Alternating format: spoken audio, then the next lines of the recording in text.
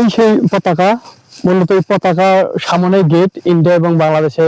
আমরা আজকে আপনাদের দেখাবো 2001 সালে 18 এপ্রিল বাংলাদেশ এবং ইন্ডিয়ার মধ্যে যে যুদ্ধ সংগঠিত হয়েছিল সেই ক্যাম্প এবং সেই এলাকা এবং সেই গ্রামটা, যেখানে ভয়াবহ অগ্নিসংযোগ সহ ইন্ডিয়া হাইনাদাররা বাংলাদেশের উপরে জুলুম করেছিল এবং বাংলাদেশি বাহিনীর উপরে আক্রমণ করেছিল। সেই জায়গাটা আপনাদেরকে বিস্তারিত দেখানোর জন্য আজকের এই ভিডিও। আমরা আমাদের গ্রাম থেকে রওনা হলাম বড়ইবাড়ির উদ্দেশ্যে। বড়ইবাড়ি যাওয়ার সময় আমরা দেখতে পেলাম জনাব মোহাম্মদ রুহুল আমিন এমপি।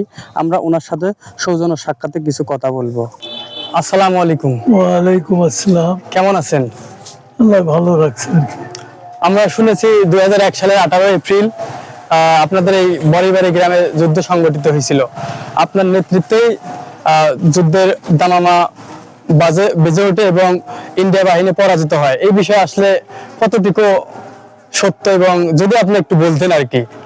হ্যাঁ, 18 এপ্রিল 2001-এ ভোর 5টা হতে 11 ঘটিকা পর্যন্ত বিভীষিকা মুহূর্ত ছিল। লোকজন যখন বড়িবাড়ি থেকে গরু ছাগল লোক নিয়ে পশ্চিম দিকে আসে মেনাজ নামে একটা ছেলে আমাকে সংবাদ দেয়। আমি বিডিআরদের সাথে থেকে গানার 2 হিসাবে কাজ করি এবং সিভিলিয়ানদের প্রতীক হিসাবে ওই সময়ের বাংলাদেশ রাইফেলসকে সার্বিক সহযোগিতা করি। আমরা এখন ওনার সাথে কথা বলে আবার রওনা দিলাম বড়ইবাড়ির উদ্দেশ্যে। আমরা এখন রওনা হচ্ছি ক্যাম্পের খুব কাছাকাছি এলাকায়। আমরা ক্যাম্প থেকে এই তো 50 থেকে 100 গজ দূরে আছি। মূলত আর একটু হেঁটে গেলে আমাদের ক্যাম্প আসবে। ক্যাম্পের সমস্ত দৃশ্য এবং যারা শহীদ হয়েছে ওই ভাইদের সবকিছু আপনাদের দেখানো হবে, এবং ক্যাম্পে যে যে জায়গায় ইন্ডিয়া বাহিনী হামলা করেছিল সবকিছু আপনাদের এই ভিডিওর মাধ্যমে তুলে ধরা হবে। তো আপনারা আমাদের এই ভিডিওর সাথে থাকুন। আমরা বড়ইবাড়ি ক্যাম্পের কাছে এসেছি। মূলত ক্যাম্পের যে দৃশ্যগুলো আছে সেই দৃশ্যপটগুলো আপনাদের দেখাবো, এবং ইন্ডিয়ান যে বাহিনী আছে তারা যে গুলিগুলো করেছে সেই গুলির চিহ্নগুলো, লাল লাল চিহ্নগুলো আপনারা দেখতে পাচ্ছেন। সেই সময় যুদ্ধের যে ক্ষত বিক্ষত চিহ্নগুলো, এগুলো লাল চিহ্নের মাধ্যমে শনাক্ত করা হয়েছে।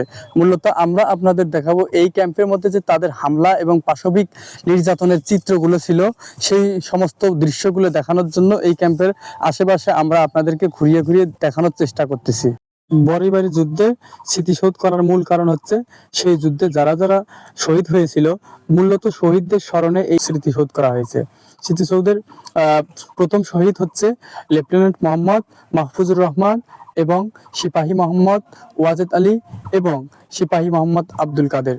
মূলত এদের স্মরণেই এই স্মৃতিসৌধ করা হয়েছিল। ক্যাম্প থেকে আমরা রওনা করলাম বাংলাদেশের শেষ প্রান্তে। ওখানে ইন্ডিয়া এবং বাংলাদেশের যে দৃশ্যগুলো আছে আমরা আপনাদেরকে দেখাবো। আমরা যেখানে যাইতেছি সেখানে গাড়ি নিয়ে যাওয়ার মতো কোনো পরিবেশ নেই, তাই হেঁটেই যাইতেছি। দেখি সামনে কাউকে পাওয়া যায় নাকি। আমার যে পিছনের জায়গাটা দেখতে পাচ্ছেন সেই পিছনের জায়গাটা হচ্ছে ইন্ডিয়ার একবারে সীমানা, লাস্ট বর্ডার বাংলাদেশ এবং ইন্ডিয়ার যে বর্ডার। এই বর্ডারে মূলত যে আমি যে জায়গাটা আছি, মূলত এই জায়গাটা নিয়ে যুদ্ধ সংগঠিত হয় 2001 সালের 18 এপ্রিল। এই জায়গাটা মূলত ভারতের ছিল। বর্তমান আমাদের শেখ হাসিনা সাবেক প্রধানমন্ত্রী, উনি এই জায়গাটার বিষয়ে একটা সুরাহা করে এবং তৎক্ষণাৎ যুদ্ধ হওয়ার পরে এই জায়গাটা কয়েক বছর আগে মূলত এটার সমাধান হয়। এটা এখন বাংলাদেশের আন্ডারে। মূলত এই জায়গাটা নিয়ে ইন্ডিয়া এবং বাংলাদেশের মধ্যে যে দ্বন্দ্ব হয়েছিল, এই সেই জায়গা। এই জায়গার কারণে ইন্ডিয়া বাংলাদেশের উপরে আক্রমণ করেছিল। মূলত এই গ্রামটার নামে বড়ইবাড়ি গ্রাম। এই গ্রামেই এই যুদ্ধ সংগঠিত হয়। গ্রামবাসীর ভাষ্য মতে বোঝা যায় যে তারা প্রথমে গ্রামের ভিতরে কোনো মানুষকে আক্রমণ করে নাই। একজন মানুষকে জিজ্ঞেস করে যে তোর এই লাড়কা তোর ঘর কো? তখন সেই ব্যক্তি বলে যে আমার মেয়ে ঘর বাংলাদেশ। যতটুকু এই হিন্দি ভাষা পারে উনি উত্তর দেওয়ার চেষ্টা করেছে। সেই সূত্র মোতাবেক ওনাকে জিজ্ঞেস করে যে বাংলাদেশ ক্যাম্প কোথায়। তখন উনি একটু চালাক ব্যক্তি ছিল এবং ওনার দুর্ধর্ষ পারফরমেন্সের বিনিময়ে কিন্তু উনি একজন মেম্বারের বাড়ি দেখে দিয়ে ক্যাম্পের মধ্যে সতর্কতামূলক বার্তা দেয় যে আমাদের বাংলাদেশে আক্রমণ করার জন্য ইন্ডিয়ান সৈনিকরা ঢুকে পড়ছে, আপনারা যে যার যার মতো পারেন তারা অস্ত্র নিয়ে সাবধান হন এবং এটা প্রতিহত করার জন্য, রুখে দেওয়ার জন্য চেষ্টা করুন। সেই সময় কিন্তু বাংলাদেশের জনগণ এবং বাংলাদেশের সমস্ত মানুষ, সচেতন মানুষ ইন্ডিয়ার এই বাহিনীকে রুখে দেয়। তো বন্ধুরা, আমরা চেষ্টা করতেছি ইন্ডিয়া এবং বাংলাদেশের সমস্ত জায়গা আপনাদেরকে তুলে ধরার জন্য। আমরা যে এই মুহূর্তে একটা রিস্ক, খুব ভয়ঙ্কর জায়গার মধ্যে আছি, হয়তো জানি না কি হবে, তবে আমরা ইন্ডিয়া এবং বাংলাদেশের শেষ সীমানার মধ্যে আছি, যে সীমানার কাছে আর যাওয়ার কোনো ব্যবস্থা নেই। তো এই যে সীমানাগুলো দেখা যায়, ওটা হচ্ছে ইন্ডিয়া, এটা হচ্ছে বাংলাদেশ। এই জায়গার মধ্যে থেকেই সমস্ত কিছু হয়। এই রাস্তাটার মধ্যেই বাড়ি ঘর ছিল। এই গ্রামটা সম্পূর্ণ আশেপাশে ঘর এবং বাড়ি দিয়ে ছেয়ে ছিল। এই গ্রাম থেকে সবাই অস্থিরতা বোধ করে চলে যায় এবং একটা যে ভয়ঙ্কর জায়গা, যুদ্ধ সংগঠিত হয়েছিল, সেই থেকে আতঙ্ক বিরাজ করে যে কোন সময় কি হয়, যার কারণে এই গ্রামে এখন মানুষের বসবাস একটু দূরে বা পাশে প্রতিবেশী গ্রামের আশেপাশে সবাই বাড়ি করার জন্য আশ্রয় নিয়েছে এবং তাদের যে আবাদি জমি, ফসলি জমি, তারা কিন্তু আবাদ করতেছে। মূলত ফসলি জমির মতো ফসলি জমি আছে, যার যার জমি সেটা তাদেরও দখলে আছে। মূলত বাড়ি ঘর বা তাদের যে বসত বাড়ি ছিল, এগুলো এখান থেকে সরে তাদের নিরাপত্তা স্থানে নিয়ে গেছে।